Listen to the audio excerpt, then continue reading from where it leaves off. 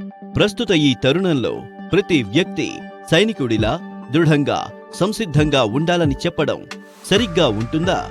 పెరుగుతున్న వ్యాధులను ఎదుర్కోవడానికి లేదా రోజువారీ ఉరుకుల పరుగుల జీవితాన్ని సాగించడానికి మనకు పౌష్టికాహారం అవసరం.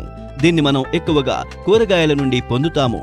కానీ దేశంలో ప్రతి సంవత్సరం 15 నుండి 20% పంటలు కీటకాలు, కలుపు మొక్కలు మరియు ఇతర తెగుళ్ల కారణంగా నష్టపోతున్నాయని మీకు తెలుసా?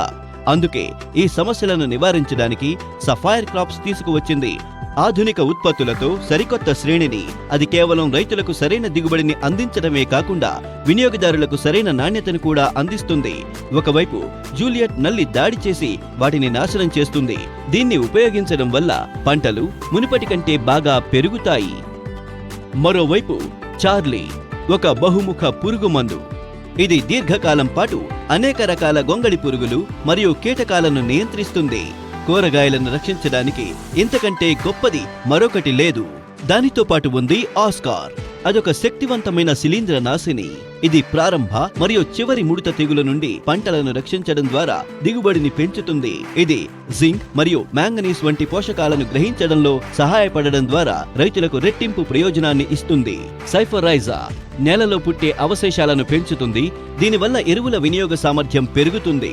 దీన్ని విత్తే సమయంలో లేదా నాట్లు వేసే సమయంలో ఉపయోగించినప్పుడు ఇది పంట ప్రారంభంలో అంకురోత్పత్తి మరియు ప్రారంభ పెరుగుదలకు సహాయపడుతుంది. ఇంకా దిగుబడిని పెంచుతుంది.